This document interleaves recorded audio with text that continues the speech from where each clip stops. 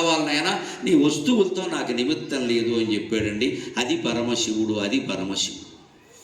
అందుకని ఇక్కడ శంకరాచార్య స్వామి అంటున్నారు, సహస్రం వర్తంతే జగతి విబుధ క్షుద్ర ఫలద.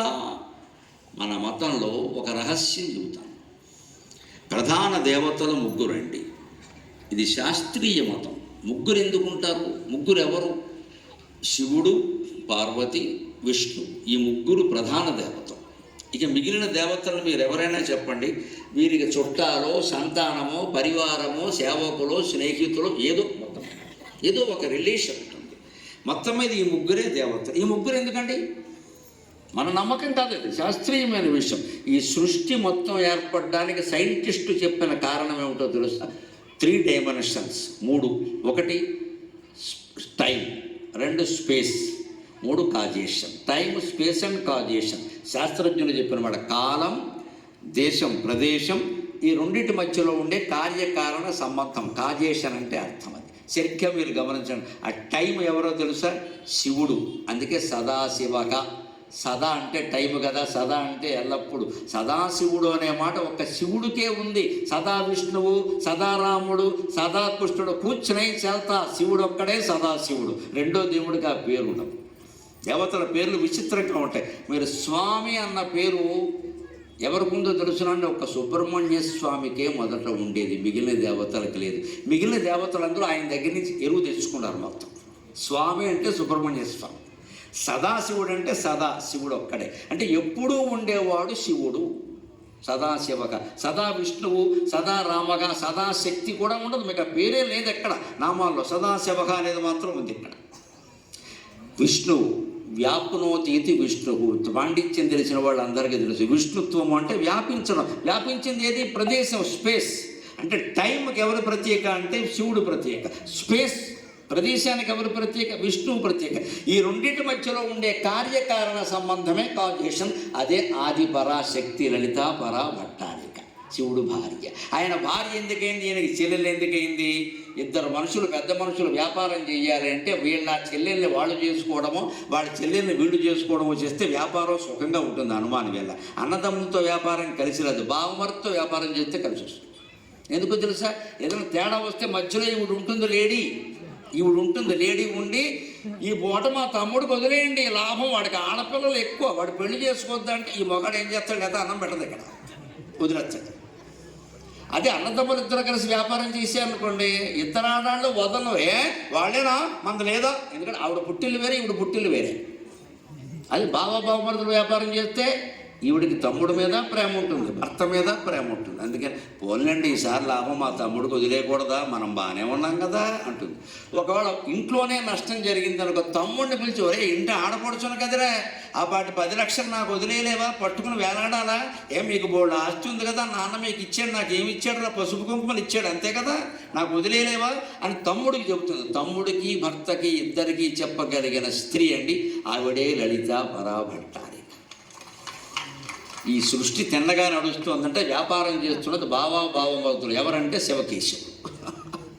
మధ్యలో ఏదైనా తేడా వస్తే అమ్మవారు కల్పించుకొని నారాయణమూర్తికి ఫోన్ కొడుతుంది, శివుడికి అయితే ఫోన్ కొట్టకల, ఒక గిల్లితే చాలు మొత్తం లైన్లోకి వచ్చేస్తాడు, గొడవ లేదు. కాబట్టే సృష్టి నడుస్తుంది. ఇప్పుడు గమనించండి, హిందూ మతం శాస్త్రీయమైన మతం. టైం, స్పేస్ అండ్ కాజేషన్కి ప్రధాన ప్రతీకలైనటువంటి వారు ముగ్గురే దేవుళ్ళుగా ఉన్నారు. ఈ ముగ్గుళ్ళనే మనం ఆరాధన చేస్తాం. వీరు కుమారులు కాబట్టి గణపతిని, కుమారస్వామిని, అయ్యప్ప స్వామిని, ఆయన భార్య కాబట్టి లక్ష్మీదేవిని, బ్రహ్మదేవుని, సరస్వతీదేవిని, ఇతర ఆరాధనలన్నీ మనం చేస్తాం, అభ్యంతరం వల్ల. కానీ ఈ మధ్య మీరు గమనించండి, క్షుద్ర దేవతారాధన కూడా ఎక్కువైంది. టీవీల్లో ప్రచారం కారణంగా ప్రత్యంగిర, ఉగ్ర ప్రత్యంగిర, చిన్న మస్త, ఎప్పుడు కని విని ఎరుగని పేర్లు వింటున్నామండి. మనుషుల్ని భయపెడుతున్నారు. ఇవి క్షుద్ర దేవతలు అంటే. ఈ దేవతలను ఆరాధించడం వల్ల ఉపయోగం లేదు. ఎవరో ఒక ఆయనకి పదవి కావాలి, అందుకని ఆయన యజ్ఞం చేయిస్తాడు. అందులో వెయ్యకూడని పదార్థాలన్నీ వేస్తారు. నేను మైకులో చెబితే బాగుండదు, ఇంకా పరమ అశుభ్రమైన పదార్థాలన్నీ పట్టుకొచ్చి వేస్తారు. అది చేసి ఆయన చెబుతాడు, జరుగుతుంది, మీకు పదవి వస్తుంది, మీకు పదవి వస్తుంది. ఏమిటి వచ్చేది? ఇప్పుడు ఆ పదవి రాకపోతే నష్టం ఏమిటి? వస్తే మాత్రం ఎంతకాలం ఉంటుంది? అందుకోసం శంకరాచార్య చెబుతున్నారు, ప్రధాన దేవతల్ని మీరు ఆరాధించండి, వారి సంతానం వారి పరివారం మనకున్నారు ఇక్కడ. అంతేకాని ఈ చిన్న చిన్న ఫలితాలు ఇచ్చేటువంటి దేవతల చుట్టూ తిరిగి సమయాన్ని వృధా చేసుకోవద్దు. సహస్రం వర్తంతే జగతి విబుధాక క్షుద్ర ఫలదాక. ఎంతోమంది దేవతలు ఉన్నారు, చిన్న చిన్న ఫలితాలు ఇస్తారు. క్షుద్ర అంటే చిన్న చిన్న ఫలితాలు ఇస్తారు. చిన్న చిన్న ఫలితాలు కాదు మనకి ఇవ్వాల్సింది. ఉద్యోగాలు ఇచ్చేవాళ్ళు డబ్బులు ఇచ్చేవాళ్ళు కాదండి.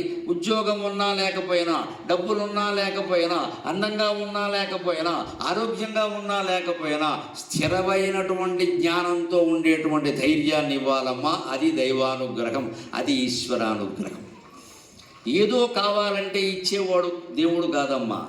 ఏమీ లేకుండా కూడా ఉండగలిగే ధైర్యాన్ని ఇచ్చేవాడినే దేవుడు అంటారు. ఖచ్చితంగా గుళ్ళోకి వెళ్ళి మనం కోరాల్సింది ఇది. సుఖాలు ఇయ్యి దుఃఖాలు వద్దు పట్టికలు చదవద్దు. అక్కడ కిరాణం కొట్లో పట్టికలాగా ఏం వద్దు. ఆయన గుళ్ళోకి వెళ్ళి దండం పెట్టు, ఆయన చూసుకుంటాడు. ఇంకవన్నీ నువ్వు ఏది ఇవ్వాలో ఏది ఇవ్వక్కలేదో నువ్వు చెబుతావేటి? దేవుడు చాలా తెలివైనవాడు. మనం ఏదైనా అడిగామనుకో, మా అమ్మాయికి పెళ్ళి అవ్వట్లేదు, 30 ఏళ్ళు దాటిపోయి, పెళ్లి చేయి అని ఏకాంబరనాథుడిని అడిగామనుకో చేస్తాడు. ఏకాంబర లాంటి వాడు ఒకడు వస్తాడు. వాడు ఏకాంబరంలా ఉండడు, ఏకాంబరనాథుడు అవుతాడు. వాడు పేకాడతాడు, బెట్టింగులు చేస్తాడు, ఆస్తి అంతా పోగొడతాడు, మామగారు ఆస్తి కూడా పోగొడతాడు. అప్పుడు ఈ తల్లి ఏమంటుంది, పెళ్లి చేయమంటే ఇలాంటి వాడిని ఇచ్చామంటే ఏకాంబరనాథుడు ఏమంటాడు, పెళ్లి చేయమన్నావు కానీ ఏ పెళ్లి కొడుకో చెప్పలేదు కదా అంటే. అదే మరి తెలివేంటి.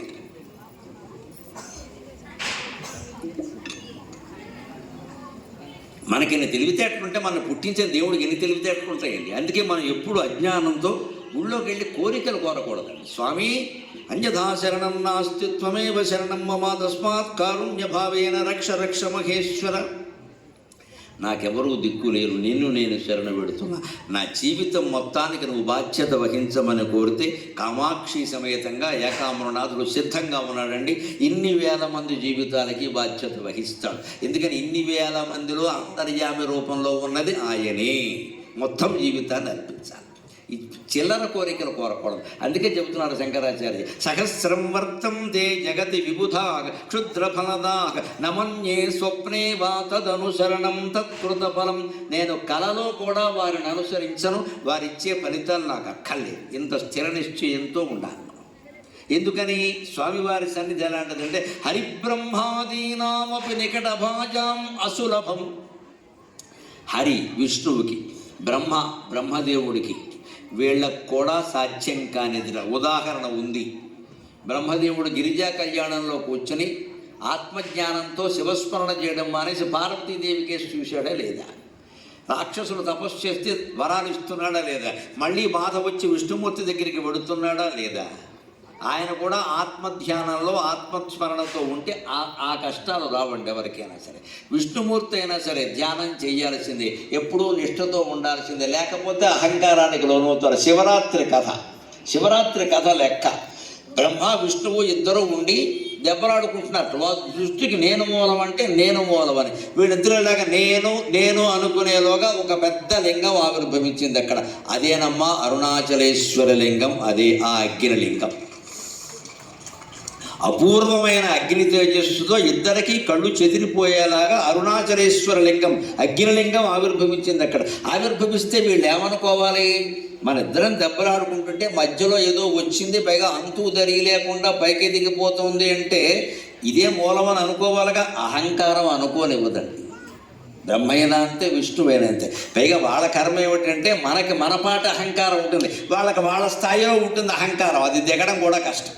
ఎందుకంటే ఇక్కడి నుంచి కింద పడితే తగిలే దెబ్బ వేరు, కొండ నుంచి కింద పడితే తగిలే దెబ్బ వేరు. ఇక్కడి నుంచి కింద పడితే ఏదో మొత్తం మీద బాగానే ఉంటాడు, కొంచెం వేళ్ళు విరగచ్చు, అంతకని కొండ నుంచి కింద పడితే ఆర్థోపెడిక్కే మనకి బయటికి రాడు. ఇంకా అంటే దేవతలు ఏదో పెద్దవాళ్ళు అనుకోకండి. పెద్దవాడికి వాడికి స్థాయికి తగిన అహంకారం వాడుకుంటుంది, వాడు కిందికి రావడం కష్టం. ఎక్కడ ఓ పేదవాడు పెళ్లి చేశాడు అనుకో, ఓ 1,00,000 రూపాయలు ఖర్చు పెడితే వాడికి చాలా ఎక్కువ. అదే కోటీశ్వరుడు పెళ్లి చేస్తే ఏం చేస్తాడో 10 కోట్లు ఖర్చు పెడతాడు.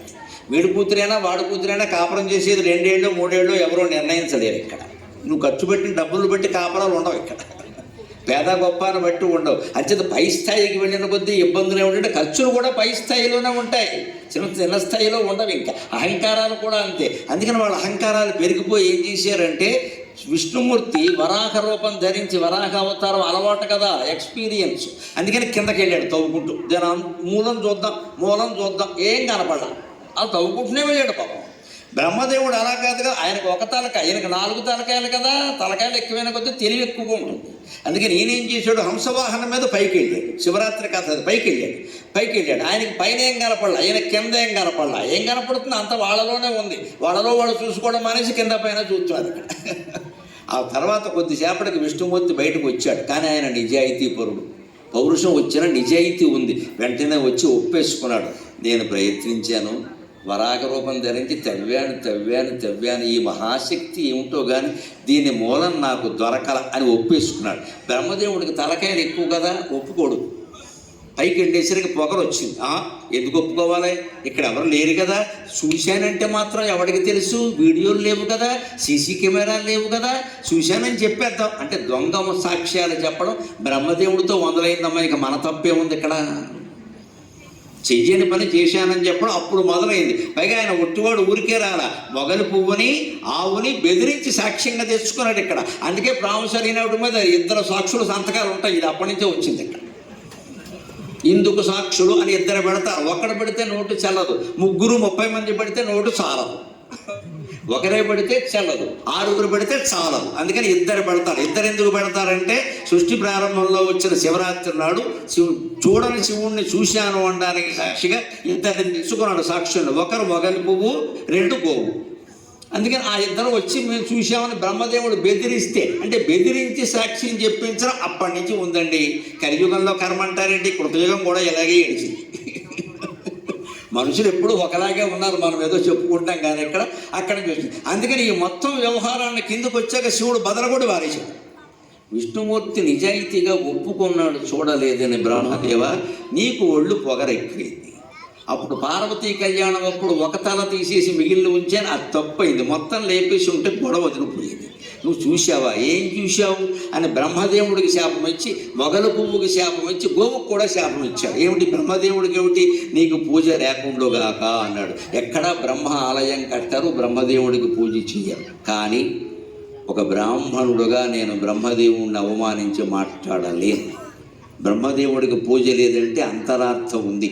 బ్రహ్మ ఎంత గొప్పవాడంటే పరమాత్మని చెప్పడానికి బ్రహ్మ అని వాడతారు. పరబ్రహ్మ, బ్రహ్మానందం, బ్రహ్మజ్ఞానం అంటే బ్రహ్మ విష్ణు మహేశ్వరులకు కూడా రూపాలకు కూడా అతీతమైన జ్ఞానాన్ని బ్రహ్మజ్ఞానం అంటారు. విష్ణు జ్ఞానం, శివజ్ఞానం అనరు. ఆనందం, అన్నింటికంటే అతీతమైన ఆనందాన్ని బ్రహ్మానందం అంటారు. శివానందం, విష్ణు ఆనందం అనరు.